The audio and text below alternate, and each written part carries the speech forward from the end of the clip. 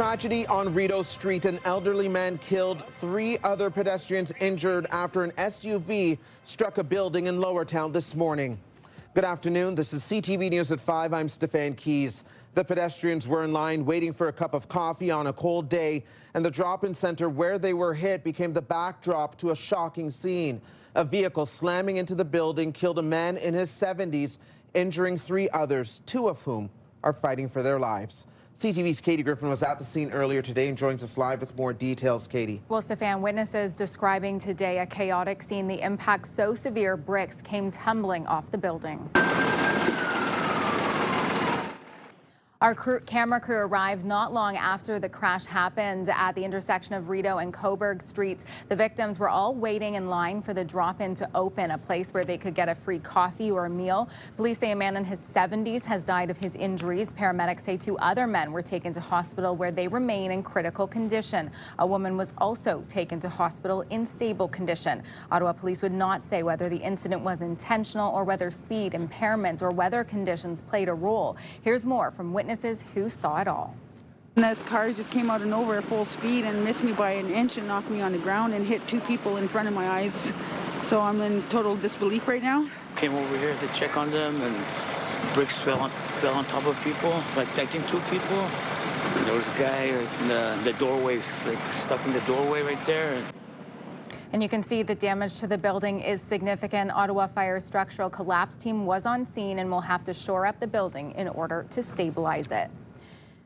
Now, the driver of the SUV was treated for non-life-threatening injuries in hospital. Police say their investigation continues, and anyone who witnessed the crash or who may have dash cam footage is asked to contact them. Stefan. All right, CTV's Katie Griffin reporting live for us. Thank you, Katie. Welcome. It has been a snowy day here in the capital, with flurries coming down for several hours now. Drivers and transit users could be facing a slower commute home tonight, with no snow set to fall throughout the evening. Let's go live now to CTV's Kimberly Fowler on Lees Avenue with a look at the commute this hour. Kimberly. Well, Steph, yeah, we're by the Queensway right now by Lees Avenue, like you said, and things right now not looking too bad. The snow's let up for a little bit. It was really coming down about an hour and a half ago. Then we'll check out the traffic here. Westbound traffic, or the brake flakes you're seeing towards the top of your screen. Eastbound traffic will be the traffic closer to us here. But right now, again, things aren't looking too bad. We had some pockets of volume here and there, but, you know, with snow-covered routes, that could turn your regular commute into a tricky or even a risky one. Now, Ottawa commuters right across the city, they're reminded to take precautions as the snow creates dangerous road conditions on highways as well as city streets. Now, as for the major highways, with the snow and with the wind that could pick up, we could experience some areas with reduced visibility. And again, sleepy roads make it hazardous, more hazardous than usual for people to travel on. When you also see signs and reminders to drive according to the conditions. What does that mean? Reduce your speed. That's the #1 thing, because you could lose traction on the on and off ramps, again, with going a lot faster than when you need to. Also, don't tailgate. Allow for greater stopping distance between you and the car in front of you, and again, to avoid sudden braking or sudden lane changes, because that could also, again, cause a domino effect to cause problems that leading up behind you.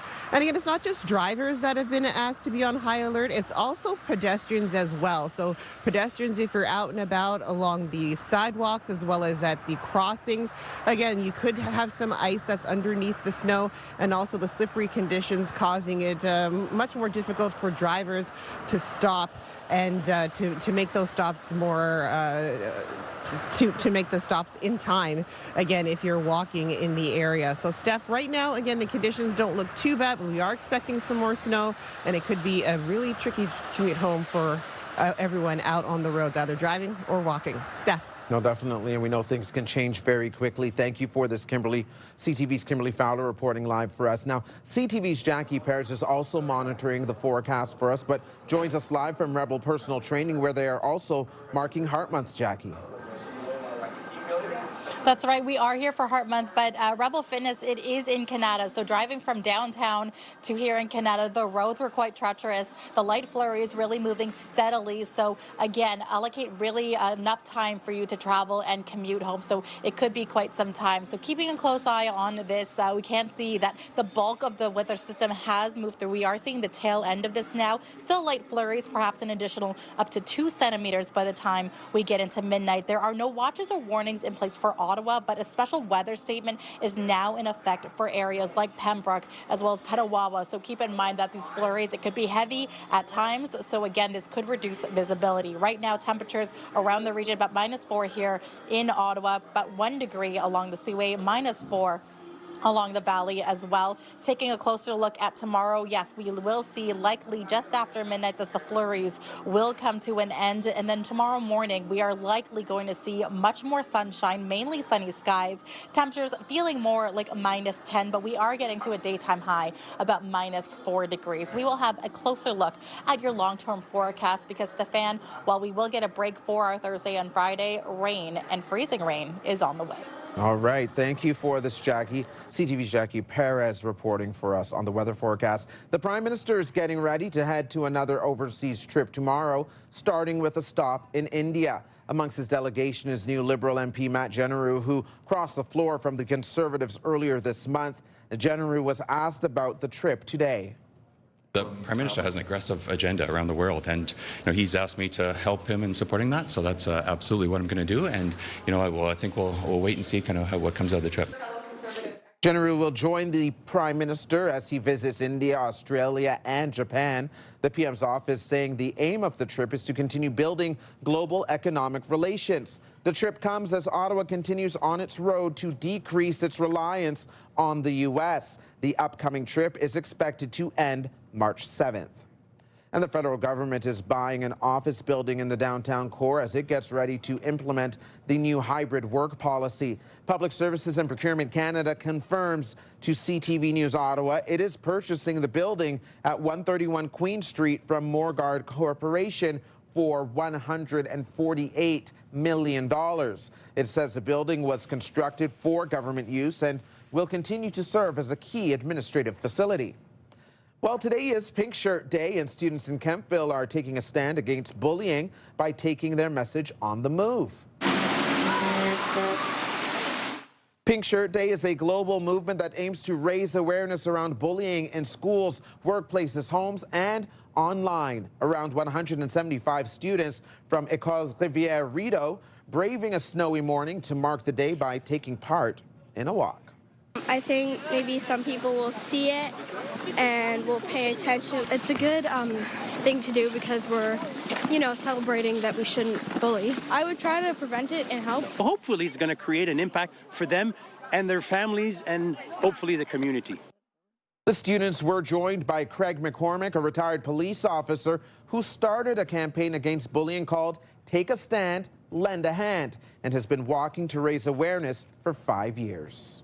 When we were introduced, there was just that instant connection both ways. Coming up on CTV News at 5, marking a special milestone for a program improving the lives of veterans living with post-traumatic stress disorder, one service dog at a time. Here's what you need to know. Check out the Ottawa RV Expo and Sale on this weekend at the EY Centre. Explore all things RV ownership and travel. It's on from Friday through Sunday. Visit their website for all the details. Now for a live check on traffic, taking a look at some of the roads reportedly slick this hour. Volume is fairly light around Nicholas in both directions as well as O'Connor. But as Jackie mentioned, heading out to Canada, you may want to budget some extra time if you're coming from the East End or downtown.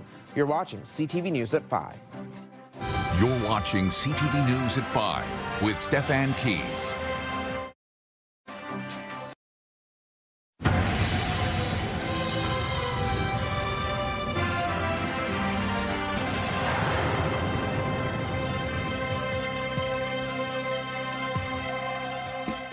Welcome back to CTV News at 5. Ottawa City Council has voted to endorse provincial legislation that will give expanded enforcement powers to OC Transpo special constables. The bill would allow them to arrest and fine people using drugs on public transit. The government says the aim is to reduce drug use on public transit systems right across the province. Today's radio question of the day asks, should special constables be able to arrest and ticket drug users? Our public transit system is for everyone, and everybody has to abide by social norms that are consistent with, like we would never allow someone to smoke cigarettes on our public transit system. Why would it be okay to consume hard drugs? Christy Cameron is here with more. And Christy, maybe give us greater context of how this would play out or what this program would even look like. So people that are watching right now may have seen that on OC Transpo we have special constables. Yes. They're not only on the transit system, but they are also on college and university campuses. So they're like a branch of the Ottawa Police. So under these provincial powers, they would have more authority. They would have an expansion of what they can do. And essentially, if somebody is using drugs, they're at the LRT tunnel, at Rideau Station, for example. I'm using that as not just a random example. Anecdotally, well, I see people using drugs there all the time. So a special constable can go up to them and ask the person to leave. They can take the drugs away. They can confiscate them. And then if that doesn't work, they can ticket or arrest them. What typically happens in these scenarios right now is that people will see drug users that are using drugs. They may call it in. And if it's at an LRT station or something, the train, according to Stephanie Plante, will have to stop, or police actually have to come in, and they're quite busy handling other things. So she wants to kind of download this to this branch of the Ottawa Police Service. No, it certainly makes sense. A lot of people often say, well, some of these people aren't housed. Like, you give them a ticket, they don't have an address, you can't follow up with a home address. What if they can't pay? And I posed that to her today. I said, what do you do if you are ticketing them? Does it really matter? Is it just a deterrent? And she said she was hoping that it would be kind of like a carrot rather than a stick, where you can give that person a ticket, and if they can't pay it, essentially, if there's an accumulation of fines, it could be used as a way to push them into supportive housing or to addiction services, to tell them, listen, we have this leverage, we want to get you into treatment or into housing, and if you do that, we will clear your file to ultimately... so forgive the fine if you accept this Right, to support. ultimately help them instead of criminalizing them. Okay, I follow that, and that's an interesting approach. Thank you, Christy. You can join the conversation and leave a comment through the Talkback feature on the iHeartRadio app. You can listen live to Christy Cameron on News Talk 580 CFRA weekdays from 2 to 6. And now watch Christy's segments anytime on YouTube. Subscribe to the News Talk 580 CFRA channel. A major milestone tonight for veterans living with PTSD. When we were introduced, there was just that instant connection both ways. Wounded Warriors Canada has now paired its 100th veteran with a PTSD service dog through its partnership with the Royal Canadian Legion Ontario Provincial Command. The program launched in 2018 and pairs former soldiers with dogs custom trained to meet their specific needs. Army veteran John Parker is the 100th recipient. He says before meeting his service dog, Polly, 3 months ago, he couldn't leave home on his own. Instead of going out into, let's say, a supermarket and having my head on a swivel because I'm looking for a threat, now I'm focused on her. So that little world that I'm worried about becomes much smaller and much easier to control, I think, or function in. I think he felt guilty because he couldn't go out with me and stuff. And now, we went out for our anniversary in December. We went out for Valentine's breakfast, and so we're able to, reintegrate into society. Wounded Warriors Canada says it will continue to build on this milestone and work to reach even more veterans in the years ahead. Coming up on CTV News at 5, what you need to know about planning a trip to the UK as new British travel rules come into effect. Stay with us. Coming up tonight on CTV, E-Talk starts at 7, The Big Bang Theory at 7:30, an episode of The Masked Singer at 8, followed by Fear Factor House of Fear, and back-to-back episodes of Scrubs. Now for another check on the weather forecast, Jackie is live in Canada for us tonight. Jackie. Thanks so much, Stefan. A reminder that a special weather statement is now in place for the Pembroke-Petawawa area, where from now until about 9 p.m. the statement is in place, and this could lead to the snowfall accumulating rather quickly, and it could reduce visibility on the roads and could make for slippery conditions as well. So keep an eye on this. For here in Ottawa, no special weather statement in effect, but here's a live look through our Centennial Glass Sky Cam, and keeping in mind, again, the snow lightly moving through. A little bit of that moderate temperatures really warming up compared to what we saw this morning. Now, a look at our satellite radar. We are on the tail end of this weather system that is moving through. Should clear up just after midnight. Overnight lows quite different from yesterday. -8 is going to be the overnight. A chance of flurries will carry us into about 1, 2 o'clock in the morning. Tomorrow, daytime high will be -4. Lots more sunshine on the way as well. But in the morning, bundle up. Wind chill feeling more like -16 temperature-wise. We are going to likely warm up to about -4, -5 degrees. Now in the Seaway, the chance of flurries will carry on into the overnight hours, -11. Tomorrow, daytime high of -2. Lots of sunshine really for eastern Ontario, but in the valley, temperatures will be slightly cooler at -4 degrees. Now a look for Thursday into Friday. We are likely going to see drier conditions. It isn't until Saturday, though, that we are likely going to see a mix of that wintry mix, but more so rain as temperatures remain above 0 degrees. Taking a look now at the next several days. Saturday, daytime high will be 3 degrees, so we are likely going to see that mix of rain and snow. Overnight lows -16, and on Sunday, the daytime high will be -10, so we're going to be having temperatures drop back down into the minus double-digit temperatures. So by the time Monday rolls around, yes, we are getting sunshine, but it's going to be a cool -10. Weather is brought to you by Manotick Tree. Complete tree care from start to stump.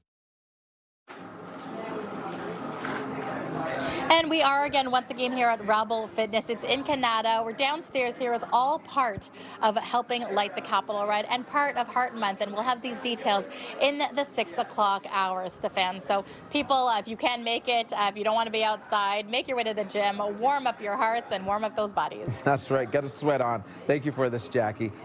And here's a look at the stories you're checking out right now on CTV News Ottawa.ca. Speaking of getting a sweat on, one of the most active people in our city is Brady Tkachuk, none other than the Sens captain. Well, he's making headlines. If you go to our website, you can find that article there. He says he was public enemy #1 in Ottawa during the Winter Games. That came out during an interview with Fox, with people asking him how he feels about returning to the Capitol. He says he's going to give it all he has and win us back over for that playoff push. More on that in the 6 o'clock news hour.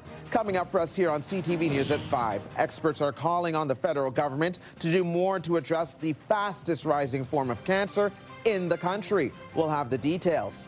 Here's what else you need to know. Come make some noise for the Ottawa Charge. Back on home ice this week after the Olympic break. The team takes on the Boston Fleet at TD Place Arena this Saturday afternoon. Puck drop is at 2 p.m. Check out their website for tickets. If you need gas tonight, one of today's cheapest gas prices can be found out in the West End at the Shell station on Carp Road. Regular gas there is going for 125.9 cents a litre.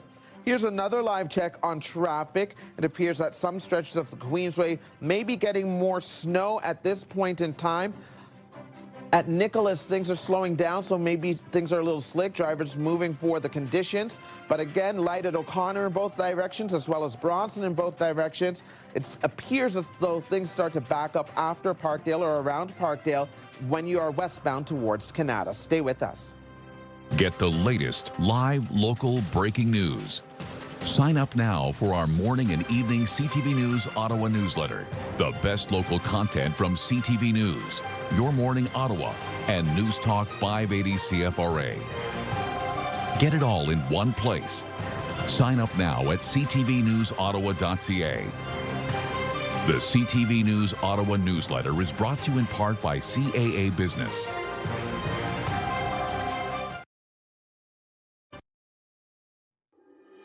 Here's a live look through our Centennial Glass Sky Cam. The temperature right now, -5. And here's what we're working on for 6 o'clock. This car just came out of nowhere full speed and missed me by an inch and knocked me on the ground and hit 2 people in front of my eyes. An elderly man is dead and 3 other pedestrians were injured when a vehicle crashed into a building on Rideau Street this morning. We'll have the latest on what happened. The Canadians, I was in contact with my counterpart just this morning. He's going to come to town in a couple weeks. They have a few ideas on how they might want to have a deal with us. Another trade trip to Washington is looming as Canada seeks a deal to extend CUSMA. It's a good thing to do because we're, celebrating that we shouldn't bully. And marking Pink Shirt Day, a global movement on the importance of standing up against bullying, how a group of students in Kemptville are taking part. Now the final 5 other stories we're following. Healthcare advocates are here in the capital today calling for action to reverse a concerning cancer trend. Cervical cancer is the fastest growing type of cancer in the country, and experts say it is almost completely preventable. The Women's Health Coalition of Canada and the Society of Gynecology of Canada are among the groups pushing for better detection and prevention of cervical cancer. Most cases are caused by HPV, and there is currently a highly effective vaccine available. Canada has a goal of eliminating cervical cancer by 2040 by vaccinating 90% of children under the age of 18. Ottawa City Council has approved a safety audit into recent issues disrupting service on the O Train Line 1. Last month, dozens of Line 1 trains were pulled out of service to deal with newly identified mechanical problems. Since then, Line 1 has been running with single-car service. A safety audit won't start until after full service on the line is restored. There's currently no timeline for when that will happen. City crews have been busy filling thousands of potholes across the city this winter as typical freeze-thaw cycles create craters on the roads. Stats provided to CTV News show crews have filled nearly 13,975 potholes since the start of this year. That is compared to around 7,240 during the same period last year. Residents are encouraged to report any potholes to the City of Ottawa online.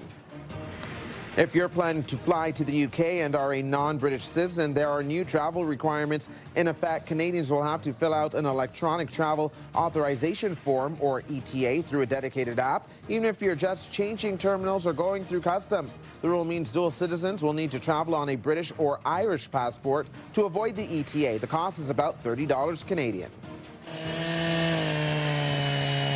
Maple season is upon us with a longtime sugar bush in our region, kicking things off with a special ceremony this Saturday. Stanley's Old Maple Lane Farm will hold a ceremonial first tree tapping. Stanley's is also marking a big milestone, 200 years of maple syrup production at the farm. Stanley's Sugar Bush season will run from February 28th to April 12th. That is CTV News at 5. I'm Stefan Keys. Be sure to join us for CTV News at 6. The early edition of National starts now.